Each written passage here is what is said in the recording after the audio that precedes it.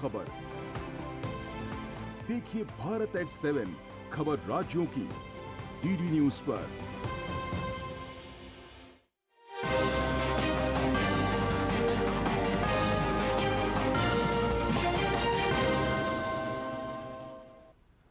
नमस्कार, आपके साथ मैं हूं मुकुल शर्मा। डीडी न्यूज पर तमाम खबरों से आपको रूबरू कराएंगे, लेकिन सबसे पहले जल्दी से नजर डाल लेते हैं इस वक्त की हेडलाइंस पर। सहकारिता क्षेत्र की मजबूती पर चर्चा के लिए आज सभी राज्य और केंद्र शासित प्रदेशों के सहकारिता मंत्रियों के साथ मंथन बैठक। केंद्रीय सहकारिता मंत्री अमित शाह करेंगे अध्यक्षता।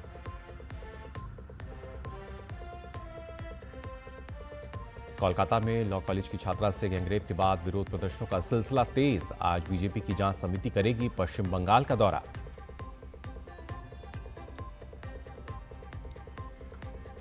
पांच साल के अंतराल के बाद आज शुरू होगी कैलाश मानसरोवर की यात्रा। उत्तराखंड के लिपुलेख और सिक्किम के नाथुला दर्रे से निकलेंगे शिव भक्त।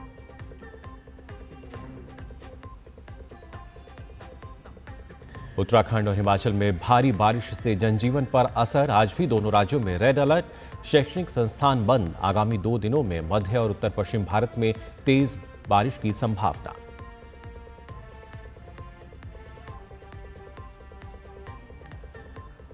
और आज से शुरू होगा टेनिस का सबसे बड़ा टूर्नामेंट। विंबलडन में डिफेंडिंग चैंपियन अल्कराज का मुकाबला फोग्निनी से। महिला वर्ग में पाउला बारोसा और कैटी पोल्टर होंगी आमने सामने। और आइए अब खबरें देखते हैं विस्तार से। आपको बता दें, नई दिल्ली में आज केंद्रीय सहकारिता मंत्रालय की अहम बैठक है। इस बैठक में सभी राज्यों और केंद्र शासित प्रदेशों के सहकारिता मंत्री सम्मिलित होंगे। बैठक की अध्यक्षता केंद्रीय सहकारिता मंत्री अमित शाह करेंगे।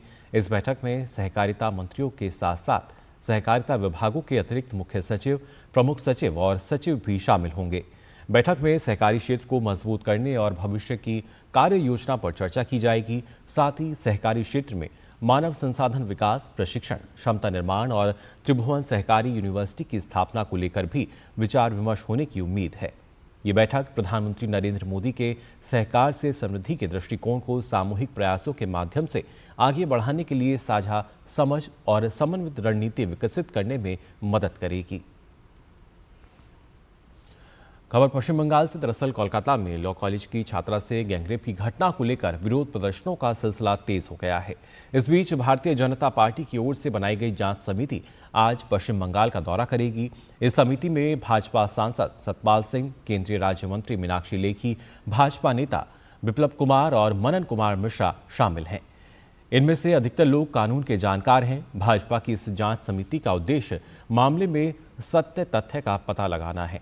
इससे पहले भाजपा ने एक्स पर आरोपी मनोजीत मिश्रा के काले कारनामों की टाइमलाइन साझा करते हुए पश्चिम बंगाल की सरकार पर सवाल दागे। साथ ही भाजपा ने विरोध प्रदर्शन भी किया। दरअसल कोलकाता के कस्बा क्षेत्र में लॉ कॉलेज की छात्रा के साथ कॉलेज में ही कथित तौर पर 3 युवकों ने गैंगरेप किया था। कथित आरोपी फिलहाल पुलिस हिरासत में है। वहीं इस घटना के विरोध में भाजपा ने पश्चिमी मेदिनीपुर में मशाल जुलूस निकाला। वहीं जिला भाजपा महिला मोर्चा की अध्यक्ष पारिजात सेनगुप्ता ने इसका नेतृत्व किया। दुष्कर्म की घटना को लेकर पारिजात सेनगुप्ता ने आरजीकर मेडिकल कॉलेज की घटना को याद करते हुए पश्चिम बंगाल की सरकार पर जोरदार हमला किया। उन्होंने आरोप लगाया कि पश्चिम बंगाल में गणतंत्र खत्म हो चुका है।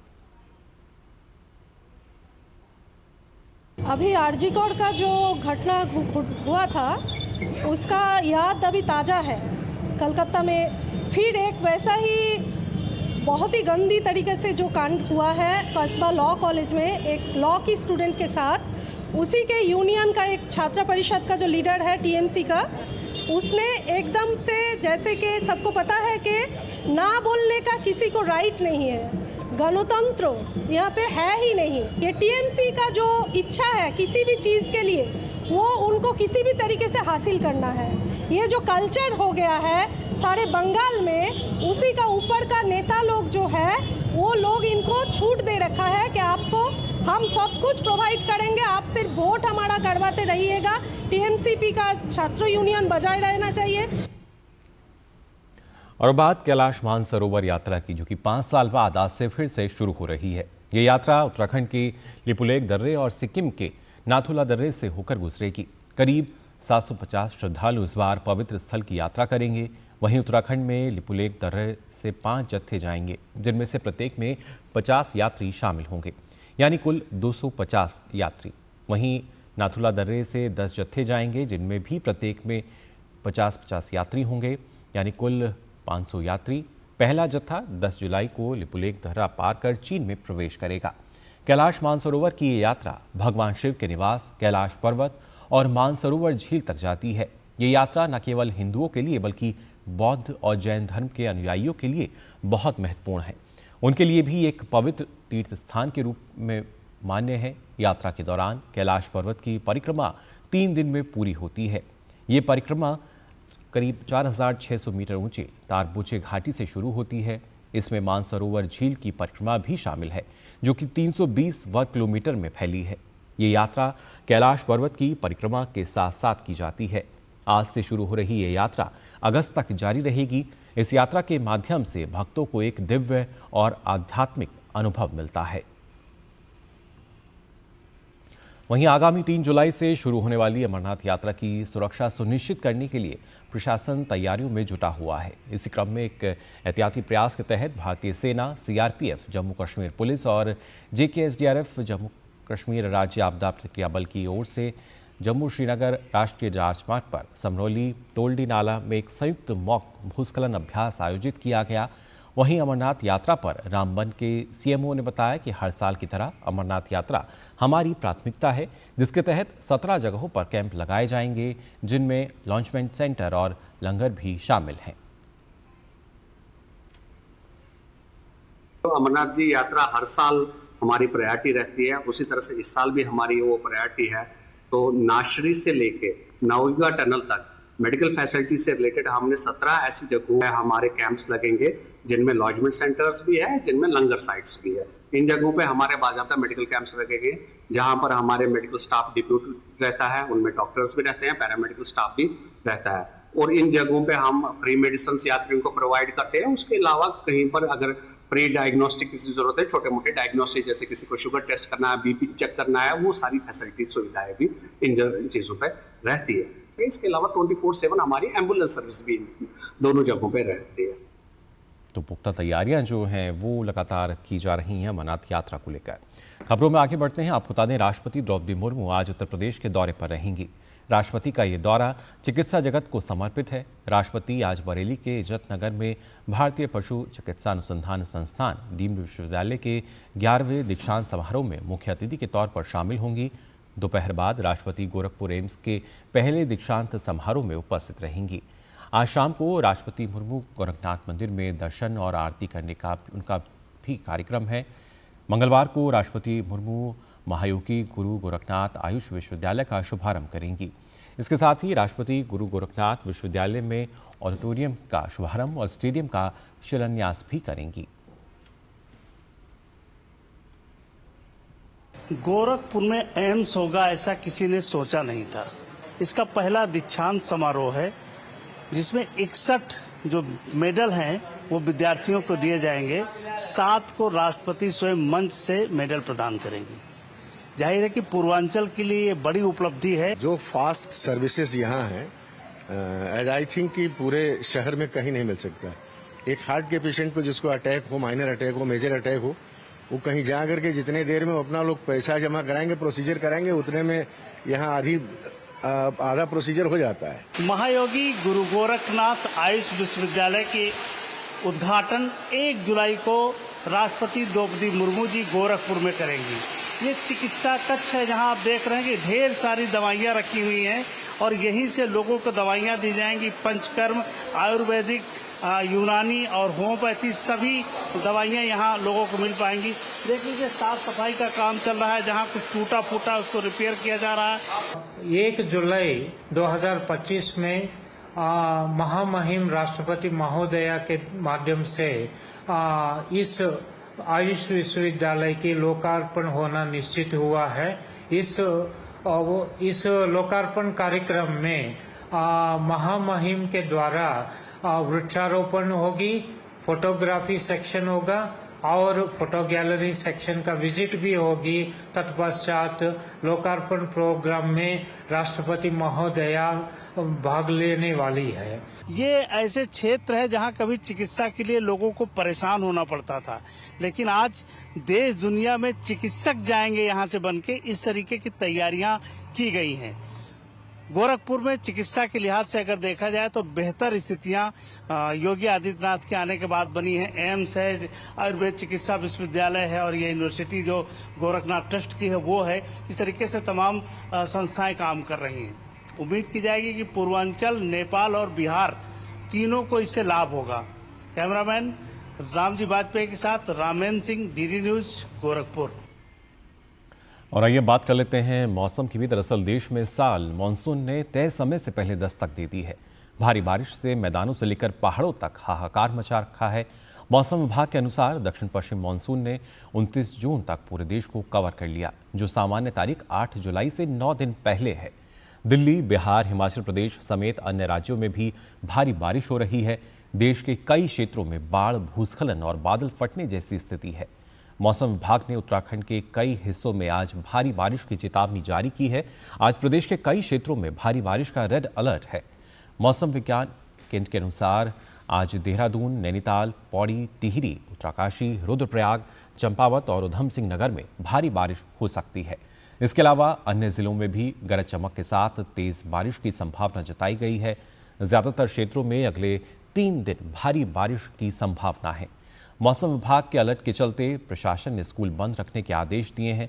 उत्तराखंड आपदा प्रबंधन विभाग ने भारी बारिश की आशंका को देखते हुए कक्षा 1 से 12वीं तक संचालित सभी शैक्षणिक संस्थानों और आंगनवाड़ी केंद्रों में आज अवकाश घोषित किया है। इससे पहले आज एक दिन के लिए चारधाम यात्रा भी स्थगित कर दी गई है। पहाड़ों और नदी नालों के किनारे विशेष सतर्कता बरतने के निर्देश दिए गए हैं। आपको बता दें कि उत्तराखंड में बीते कई दिनों से भारी बारिश हो रही है। पहाड़ से मैदान तक बारिश की वजह से जनजीवन अस्त व्यस्त हो चुका है और प्रदेश में अगले कुछ दिन मौसम के राहत देने के फिलहाल आसार नजर नहीं आ रहे हैं।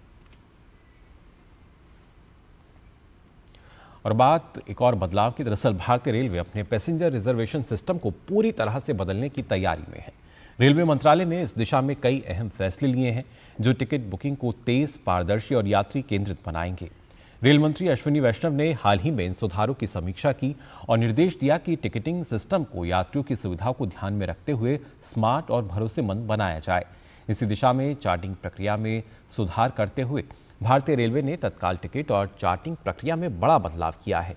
2 बजे से पहले रवाना होने वाली ट्रेनों के लिए चार्ट एक दिन पहले रात 9 बजे ही बना दिया जाएगा, जबकि बाकी ट्रेनों के लिए चार्ट अब ट्रेन के रवाना होने से 8 घंटे पहले तैयार किया जाएगा।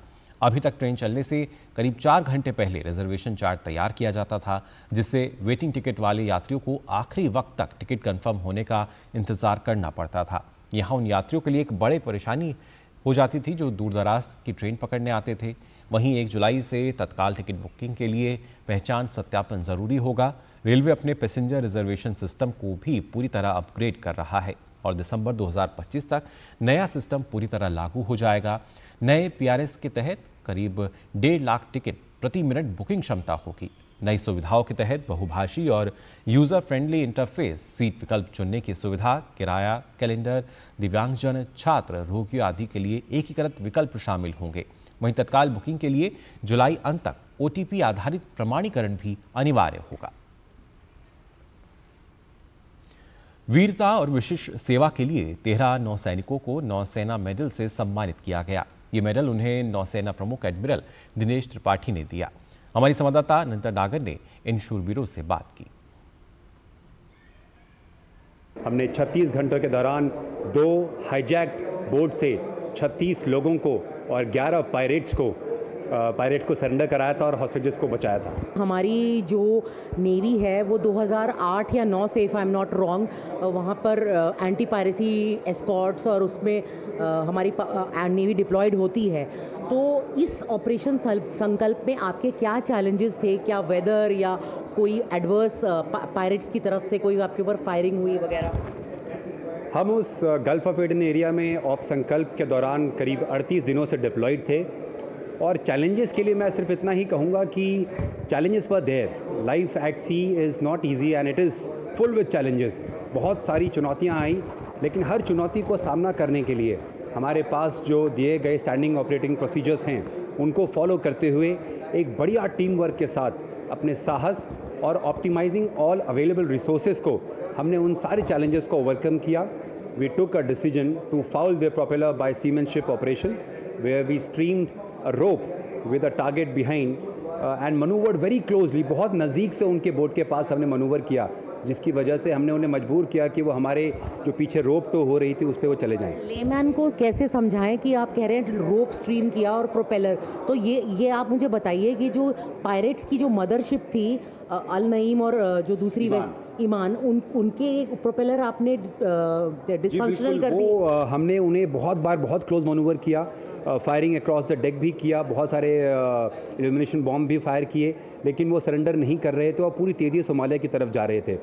फिर हमने सोचा किस तरीके से उनके उस मदरशिप को ही, मदर बोट को ही डिसेबल कर दिया जाए। तो biggest thing at sea is you attack the propulsion. तो हमने अपने जहाज़ के पीछे करीब 2 किलोमीटर की रस्सी और उसके पीछे एक बड़ा सा फ्लोट, एक बड़े गुब्बारे की तरह टारगेट होता है, उसको फ्लोट किया और बहुत क्लोजली मनूवर किया, जिससे कि वो उनके पास कोई और चारा नहीं था। हमने उनका एक साइड ब्लॉक कर रखा था, उन्होंने जैसे ही दूसरी तरफ ऑल्टर किया वो हमारे रोप के ऊपर से चले गए और प्रोपेलर्स हमारे रोप के ऊपर से जाने की वजह से एंटैंगल हो गया। सो ये ऑपरेशन 2 फरवरी 2024 में हुआ था। हमें एक इन्फॉर्मेशन मिली कि एक हाईजैक वेसल है जिसके ऊपर 19 फिशरमैन हैं, जिनमें से 11 ईरानी थे और 9 पाकिस्तानी थे।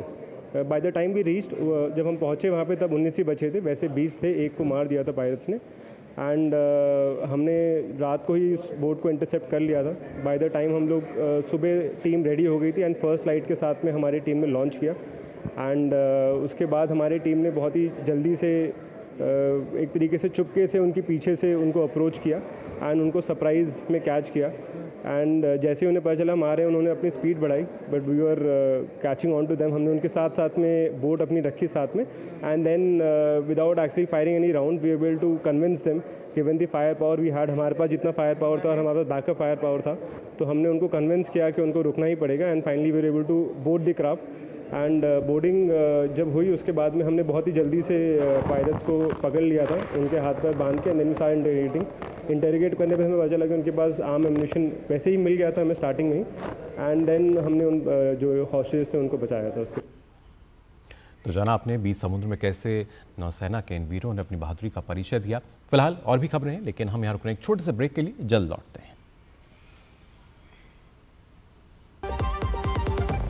सस्ते वाले दाल मसाले स्वाद हुआ बेकार, MDH की हल्दी मिर्ची धनिया करे कमाल। ये रंग दे, ये खुशबू दे, ये तीखा, ये कम पड़े, क्या निराला MDH मसाला। सुनो, एक अच्छी इंश्योरेंस पॉलिसी AI से पूछते हैं। एक ऐसी पॉलिसी जिसमें प्रीमियम पेमेंट हो लिमिटेड पर इनकम आती रहे लाइफ टाइम। LIC का जीवन उत्सव। एक ऐसी पॉलिसी जो दे होल लाइफ इंश्योरेंस कवर भी। LIC का जीवन उत्सव। वाओ, चलो तो LIC की जीवन उत्सव पॉलिसी ही लेते हैं। मैं भी तुमसे यही कह रही थी, LIC का जीवन उत्सव। लाइफ टाइम सेलिब्रेशन मनाइए LIC के जीवन उत्सव के साथ, फ्यूचर सेट है।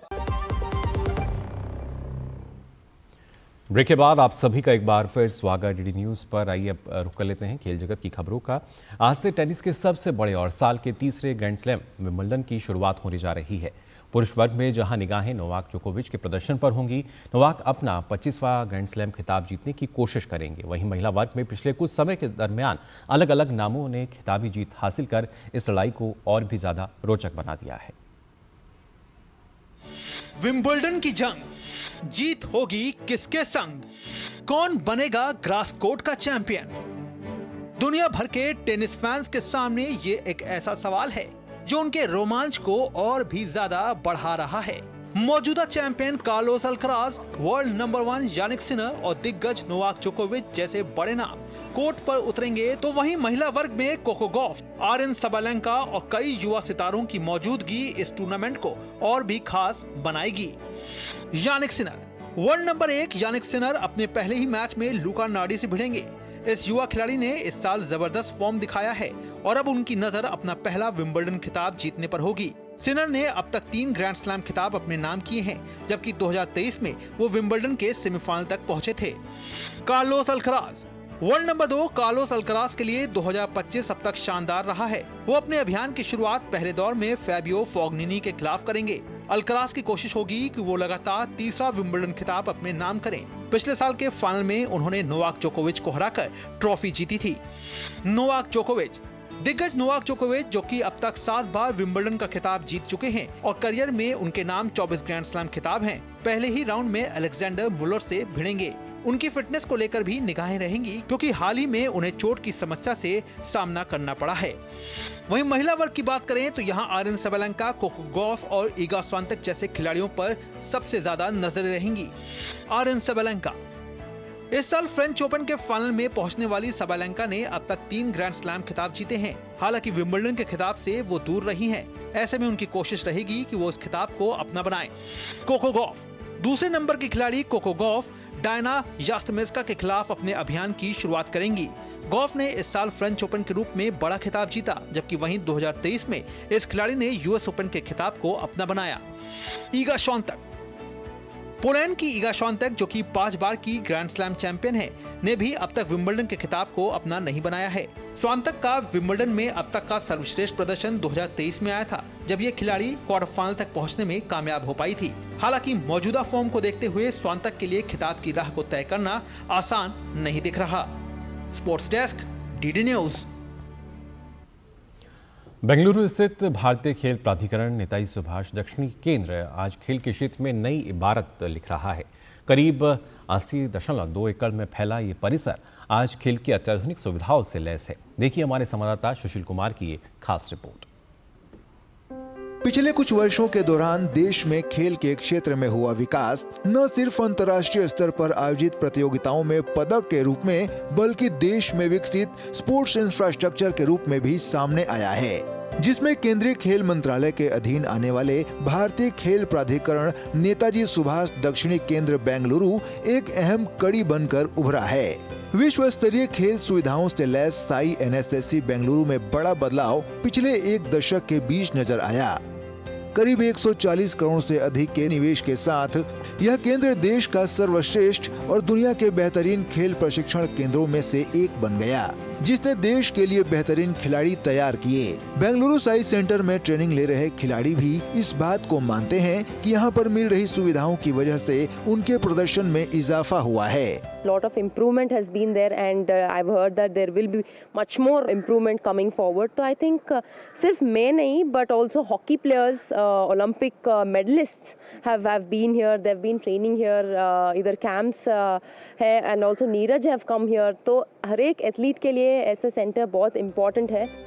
पिछले एक दशक में साई एनएसएससी बेंगलुरु में कई अहम कार्य हुए हैं, जिनमें लड़कों के लिए 300 और लड़कियों के लिए 330 बिस्तरों का आधुनिक छात्रावास शामिल है। साथ ही महिला और पुरुष हॉकी खिलाड़ियों के लिए चेंजिंग रूम, अत्याधुनिक hypoxic chamber, smart synthetic track, hockey turf और एक बहुउद्देशीय इंडोर हॉल, जिसका निर्माण 70 करोड़ से अधिक की लागत से हुआ है। साल 2014 से पहले परिसर में राष्ट्रीय कोचिंग शिविरों के लिए केवल 200 अंतर्राष्ट्रीय मानक के अनुरूप कमरे उपलब्ध थे, जिनकी संख्या अब बढ़कर 800 हो गई है। आज इस केंद्र की आवासीय क्षमता 600 से बढ़कर दोगुने से भी अधिक 1400 हो गई है, जिसकी वजह से आज ये केंद्र एक साथ 8 से 10 राष्ट्रीय शिविरों की मेजबानी करने के लिए तैयार है, जबकि एक दशक पहले यह संख्या केवल 2 से 3 राष्ट्रीय शिविरों की थी।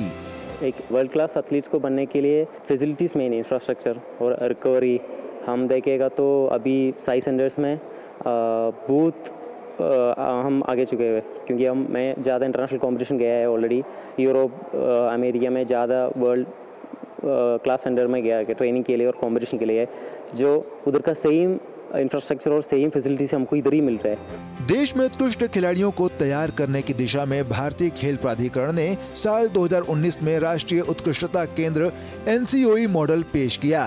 जिसने खिलाड़ियों के लिए एक उन्नत और उच्च स्तरीय प्रशिक्षण तंत्र विकसित किया, जिसमें खिलाड़ियों के लिए अत्याधुनिक खेल सुविधाएं, योग्य कोच के साथ साथ वैज्ञानिक रूप से डिजाइन की गई कोचिंग मॉड्यूल को शामिल किया गया।